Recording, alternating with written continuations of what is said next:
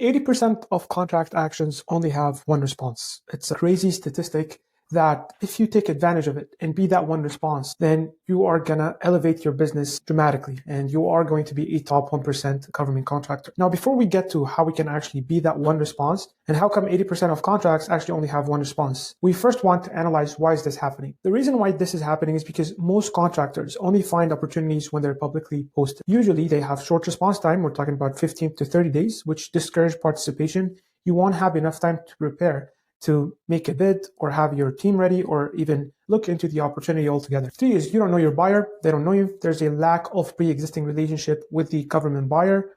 And in most cases, there's limited understanding of agency requirements and preferences. Sometimes your buyer doesn't know what they want exactly. And if you just listen to them, you would be able to know that. But if you don't have a pre-existing relationship, then that is out of the door as well. On the opposite hand, what do actually successful government contractors do? One is they build relationships 6 to 12 months before opportunities are posted. They understand the buyer preference and procurement patterns because they have been building a relationship, they have been in contact with a government buyer, and they position themselves as the preferred solution provider. When you are engaging and building relationships, it's easier for you to position yourself as the ultimate solution for the government buyer's problem. And they also are actively engaging during market research and pre-solicitation phases. They don't only track RFPs, they are engaged even before that. So if we were to kind of define the problem, I would just label contractors based on their approach into 2 ways. One is reactive and the other is proactive. Reactive, as we mentioned, they wait for public RFP postings. Usually they rush to respond. They compete against established relationships. They miss all the phases that come before the RFP, and they lack the buyer intelligence and insights. Whereas winners, they have been, as I mentioned, building relationships. They understand the buyer. They position themselves as the preferred solution, and they engage during market research phase. So the difference between winning and losing federal contracts often comes down to timing. It's all about when you start or when you get in touch with a government buyer. My goal by the end of today's video is to show you how you can have a market watch intelligence system where you are no longer reactive. You are proactively developing relationships with government buyers. And here are a few statistics that I've gathered. As I mentioned, 80% only get one bid, of contracts only get one bid. 85% of contractors who engage with contracting officer before an RFP draw have significantly won more contracts. There's a 3x higher win rate when you understand the specific contracting officer's preferences and requirements. Now, the first, and this is an exercise for you to actually tackle this issue and be proactive and not reactive in government contracting, is by identifying your top 3 NAICS codes, product service code, and agencies by what you sell. I'm going to help you a bit with the third one, but there's no reason why you shouldn't know your product service codes and your NAICS codes today. So make a list before we get into this of your top 3. Ideally, you want that to be defined and you want to go after contracts in these specific NAICS codes and product service codes. Now, the exercise that I'm going to do is I'm going to be using the Market Watch feature on SAM Search. You could probably do some of this by yourself or using other platforms, or maybe not, but I'm just going to show you my approach of how I develop a strategy such that I am proactive. So let's get into it. So my NAICS code is 541.511 and 512. So computer programming services, that's what I specialize in. So I'm listing here, I'm using the real-time Market Watch intelligence profile. I'm going to click on View Analytics. Now, the first thing that I would like to see is how is the spending over time going for my NAICS code, because the government might be spending a lot in my NAICS code and they might be not. So if they're not, then maybe I should shift my focus somewhere else. If I see that there's a trend and it's an upward trend, then this means that the government is consistently buying what I sell. The other thing I actually love to see about spending over time, and you can see here that there's a pattern. Usually most of the spending or a lot of the spending is happening in Q4.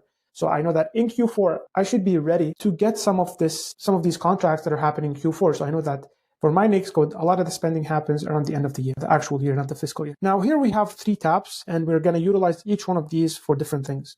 So contracts and opportunities, we're going to be tracking those opportunities because that's specifically what we sell. The spending and awards, I'm going to show you how we can utilize that to build business intelligence. And then finally, partnerships and contacts. That's our gateway to actually developing relationships. So let's start with contracts and opportunities. Obviously, to no one's surprise, is we have the federal government contracts. And I like to track these as much as possible. These, as you can see, are sources sought or special notices that I have to get on if they are relevant. The same with subcontracting. I have these companies that are being awarded contracts in my NAICS code that I have to go after. And finally, I want to build my pipeline for the future. So I have forecasts. These are forecasts in my NAICS code that I should be tracking and engaging with government buyer. I have individual videos on each one of these. So I have a video for subcontracting, forecast. Gist of it is you want to start your outreach campaign. You want to add them to your CRM and you want to start reaching out to these buyers that you are forecasting something for Q4 of 2026. Tell me more about your needs. Is this still happening? If there's an incumbent, get more information. Learn more about the agency's needs. Develop your teaming partnerships before it becomes a solicitation. By the time that happens, you're done. Your preparation is done and you're ready to submit. A very, very important thing is when we want to be proactive, we're not just actively waiting for the government to tell us, hey, we have these federal opportunities, go after them. A good way to learn about the future is understand the history or the past. How can we do that? We can see expiring contracts. So these are expiring contracts that are going to expire within 5 to 12 months in our NAICS code. I can get here more information about each one of these, who's receiving these contracts, what's the agency, the amount, when these contracts expire. Now, in a lot of these cases, these contracts will be opened up for competition. They might want to open up something similar, or most likely they want to open it up again for recompete. So you being proactive with each one of these awards, let's actually click on this one. You can see that this one is a $71.5 million contract that's going to, the performance period is happening within 6 months from now. I could see the company that won this contract. I have their contact information here. And I could also see who gave this contract, which is the VA. And I have here contacts in the VA that could help me understand more about this contract, see if there's possibility for them to open it up again for recompete, if they have any needs in the service that I'm providing. So I view each one of these awarded contracts as highly qualified leads that I should proactively go after. We know they have the budget. We know it has been awarded in the past. We know the incumbent. We know the government contracting officer that is responsible for this specific contract. And the description of the contract is a slam dunk for me, that I'm going after these opportunities. And as you can see here, there's a lot of these. So we're not just looking at what SAM says. We are looking also at expiring contracts. This is a great way for you to actually be on the lookout for new opportunities before they become live or publicly posted. This is intelligence that any established government contractor actually do. They do this because it gives them a competitive advantage that you can't comprehend the competitive advantage you get by doing this. Same with the forecast, by the way. If an agency tells you, I want to buy this in the future, and you wait for them to release it on SAM.gov, you're in most cases 12 months behind. So going after forecast, going after expiring contracts gives you a competitive advantage. I can't explain and describe how much of a competitive advantage you're having by proactively doing this. And SAMSearch actually makes it super easy to find their contact information, find these expiring contracts, and allows you to go after them. Now we understand what kind of opportunities we have at hand. Now the second thing is we want to understand who are our buyers, because with each NAICS code or product service code, it's not going to always be the same agency. And those agencies, and specifically sub-agencies, and sometimes we can talk about offices, they buy different things. So an example is the VA is going to have different needs and different requirements than some sub-agency at the DoD. What you want is to develop relationships. And when you say develop relationships with the government, when people say that, it's very broad. You want to narrow down to the specific sub-agency that buys what you sell. So I'm not even you have here the top awarding agencies, and this gives you kind of a larger idea of who actually buys generally what you sell. But we want to narrow it down even further. So here we see that the Air Force in my NAICS code buys the most. What am I going to do with that information is I'm going to have Air Force in my CRM. I'm going to click on that department actually, SAM, and I'm going to go to offices, and I'm going to see all these contact information, see whichever office is perfect for me. I'm going to contact the small business specialist if they are in the department that I sell to. And I'm going to ask them questions. Tell me more about your needs. Tell me more about this contract that you have awarded. With SAMSearch, you're able to get that information. Let's actually go back. So each one of these, and I would not have been able to find this information about, for example, that Center of Medicare, and they buy a lot of custom computer programming services. So what I'm going to do is I'm going to find out who my buyer is, at what office specifically, and I'm going to try and reach out to them. I'm going to try and see what expiring contracts they have.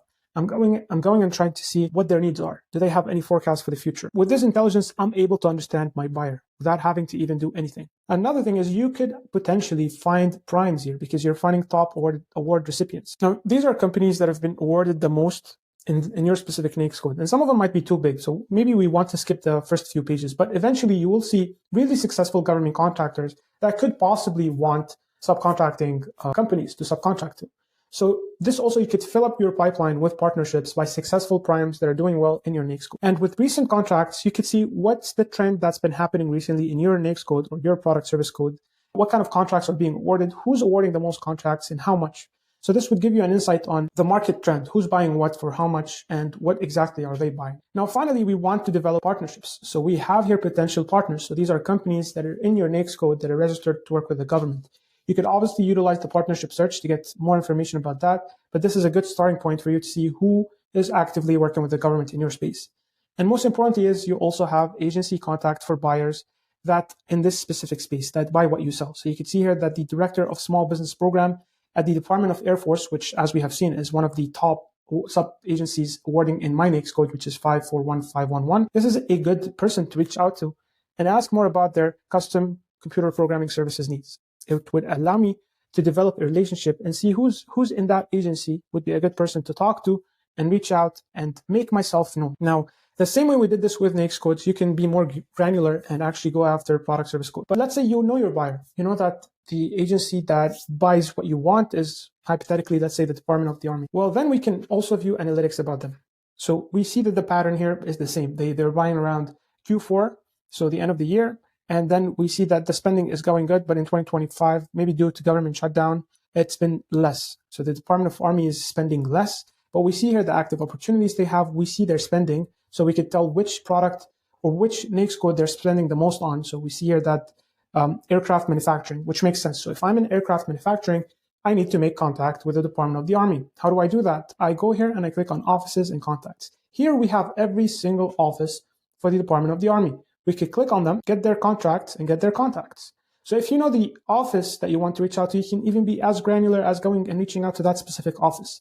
We here have all the sub-agency contacts with their offices, so you can see the person's name, the office they're in, their email, and also you have small business specialists. These are people at the Department of Army that are responsible for dealing with small businesses like you. And here you can see the different government agency. This one is USACE. You might have a contract with USAC for something specific. So here you can find that they are location specific. This one is in New Orleans. This one is in Engineering and Support Center in Huntsville. So based on your location, based on the agency, and based on what you need, you could reach out to the small business specialist, introduce yourself, see what kind of resources they can offer you, see what kind of needs they have, see what kind of government contracting are expired. You could potentially ask them if they have any primes that are looking to sub. All of this granular market research you're just doing with a click. You just figure out who buys what you want, which you can do using the NAICS code I've just shown you. Figure out your NAICS codes, your product service codes, and you can just go there and start doing your market intelligence. It's here for you. So this will make it super easy for you to be proactive and not reactive. You're finding active contracts, you're finding forecasts, you're finding expiring contracts. You're recognizing who are your buyers and you're getting their contact information, and you can see trend about who's buying what you sell and for how much. All of this allows you to be a top 1% government contractor. This will for sure elevate your market research because most of the work is being done. And to be honest with you, this is a service every top 1% contractor I've talked to either requested or has some sort of a team that's doing this. So if you get access to this, you're really becoming like a top 1% government contractor or a business that's just really you really narrowed down and you're ahead of your competition by a year, if not two. So I hope this was helpful. If you want to get access to SAM Search or specifically Market Watch, you're serious about becoming a top 1% performer in government contracting, then make sure to get SAM Search. I'll leave a link in the description and in the first comment. Thank you so much for watching, and I'll see you in the next one. Bye-bye.